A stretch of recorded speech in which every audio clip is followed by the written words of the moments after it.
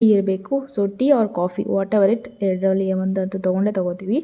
ಬಿಸಿನೀರನ್ನ first ತೊಗೊಂಡ್ಮೇಲೆ ನಂತರನೇ coffee ತೊಗೋಬೇಕು. So early morning ಅದು ಅಭ್ಯಾಸ ತುಂಬಾ ಚೆನ್ನಾಗಿರುತ್ತೆ.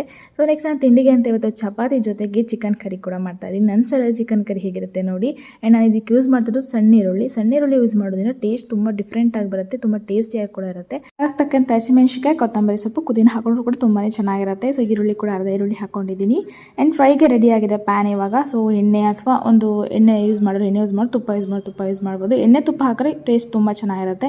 ಚಿಕನ್ ಹಾಕಿ ಸ್ವಲ್ಪ ಅರಶಿನ ಹಾಕಿ ಉಪ್ಪಾಕಿ ಚೆನ್ನಾಗಿ ಫ್ರೈ ಮಾಡ್ಕೋಬೇಕು. ಫ್ರೈ ಆದಮೇಲೆ ಪೇಸ್ಟ್ನ ಆ್ಯಡ್ ಮಾಡಿ, ಜೊತೆ ಗರಂ ಮಸಾಲ, ಸ್ವಲ್ಪ ಚಿಕನ್ ಮಸಾಲ ಹಾಕ್ತೀನಿ ನಾನು ಟೇಸ್ಟಿಗೋಸ್ಕರ. ಈಗ ಉಪ್ಪು ಕೂಡ ಹಾಕಿ ಚೆನ್ನಾಗಿ ಫ್ರೈ ಮಾಡ್ಕೋಬೇಕು. ನೀವು ಎಷ್ಟು ಚೆನ್ನಾಗಿ ಫ್ರೈ ಮಾಡ್ಕೊತೀರೋ ಅದು ಮಸಾಲೆ ಎಲ್ಲ ಅಷ್ಟೇ ಚೆನ್ನಾಗಿ ನಿಮಗೆ ಗ್ರೇವಿ ತುಂಬ ಚೆನ್ನಾಗಿ ಬರುತ್ತೆ. ಸೊ ನಂತರ ಅಷ್ಟೇ ನೀವು ನೀರು ಹಾಕ್ಕೊಂಡು ಮತ್ತೆ ಉಪ್ಪು ಹಾಕಿ ಅದನ್ನು ಚೆನ್ನಾಗಿ ಕುದಿಸಿದ್ರೆ ಗ್ರೇವಿ ರೆಡಿ. ಆ್ಯಂಡ್ ಒಂದು ಕಡೆ ಗ್ರೇವಿ ರೆಡಿ ಆಗ್ತಾ ಇರುತ್ತೆ, ಇನ್ನೊಂದು ಕಡೆ ಚಪಾತಿ ಮಾಡ್ಕೊತಾ ಇದ್ದೀನಿ. ಸೊ ಚಪಾತಿ ಜೊತೆಗೆ ಒಳ್ಳೆ